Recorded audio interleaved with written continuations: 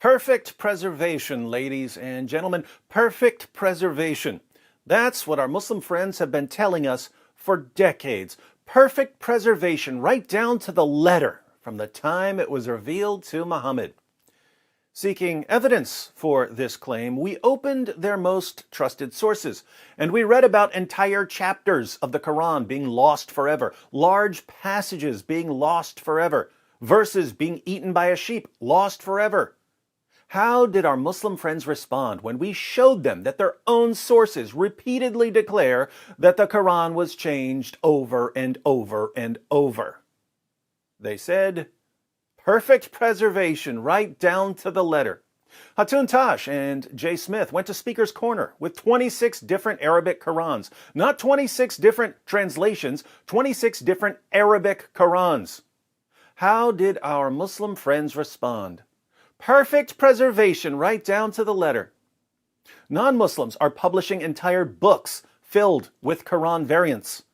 How do our Muslim friends respond? Perfect preservation right down to the letter.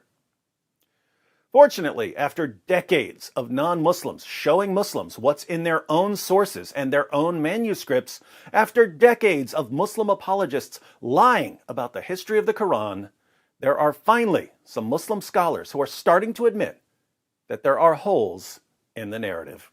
And it's very clear to you and to every single very advanced student and specialist that the standard narrative has holes in it. That's what I'm going to say.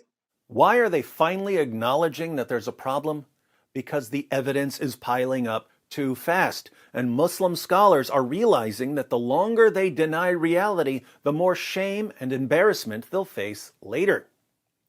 Now, the new problem we face is that even as Muslim scholars are finally acknowledging that there are holes in the narrative, Muslims are reinterpreting the words of their own scholars, insisting that what their scholars really mean is that there are simply different ways to pronounce certain words in the Quran. This is sheer nonsense. Sheikh Yasser Qadhi would not be in full panic mode over some pronunciation differences. Muhammad Hijab wouldn't have needed to delete an entire section of an interview if all Sheikh Yasser Qadhi had meant was that there are different possible pronunciations of the same word. But let's focus on Dr. Shabir Ali, who has recently admitted that there are different Qurans in different parts of the world. Today, most Muslims read the Quran in a text that is referred to as the Egyptian edition of 1924. That's how scholars refer to it. Most Muslims may not have realized that this is the designation for that manuscript, for that text. To Muslims in general, this is just simply the Quran. But this is not the only text of the Quran that is read throughout the world. He's also admitted that there are differences in Quran manuscripts.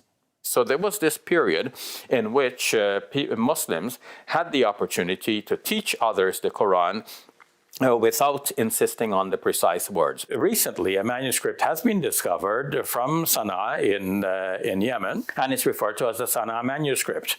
That manuscript has two layers of Quranic writing.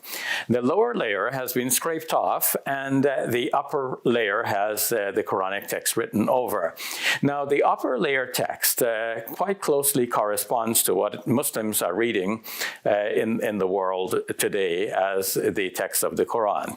The lower text that has been scraped off has some variation from what Muslims are reading in today's text.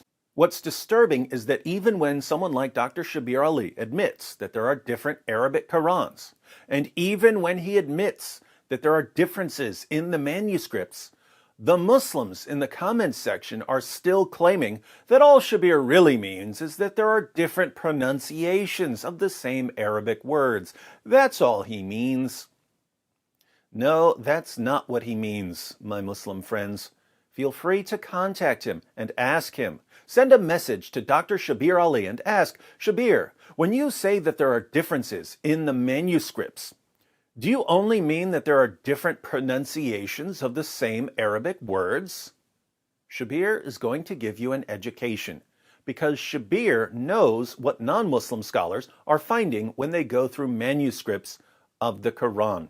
They're finding missing words, added words, changed words, words moved around, words written over, words erased. It's a giant mess. As an example, yesterday, Dr. Dan Brubaker, a textual critic of Quran manuscripts, posted a video where he shows a single page of a Quran manuscript. He shows that there are no less than 11 textual variants and corrections on that one page. And these aren't simply different pronunciations of the same Arabic word. Let me give you one example of what he means from the video. This is verse 6:110. This part of the verse reads, Fi tughyanihim yatmahun. We let them wander blindly on in their insolence. And I've circled there the word that roughly corresponds to the word that we're looking at, Fi tughyanihim, because in this manuscript, the word tughyanihim does not exist. Rather, its place is taken by the word hauzihim.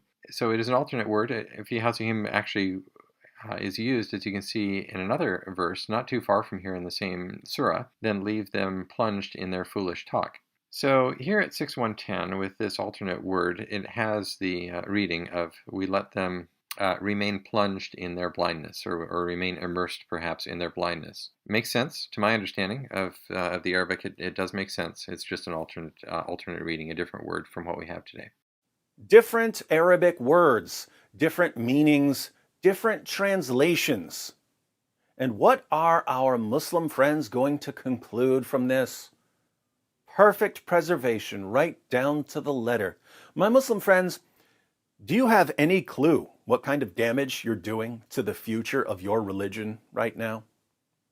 Once this lie has been exposed, possibly the biggest lie in history, the supposed perfect preservation of a book that was repeatedly changed and corrupted. Once this lie has been exposed, we are never going to believe anything you tell us about your religion ever again. When you lie to our faces about what we can see with our own eyes, you destroy your own credibility. When your own sources say that entire chapters of the Quran were lost, and that large passages were lost, and that countless verses were lost, and you say, perfect preservation right down to the letter, it becomes impossible to believe you. When you say that there are no textual variants in the entire history of the Quran, while textual critics who go through the manuscripts say that they've found tens of thousands of textual variants, there's simply no way to take you seriously ever again. This is so fun to watch. I encourage everyone to click on Dr. Brubaker's new video so that he can take you through 11 variants and corrections on a single page of a manuscript of a book that's been supernaturally protected by the great God Allah.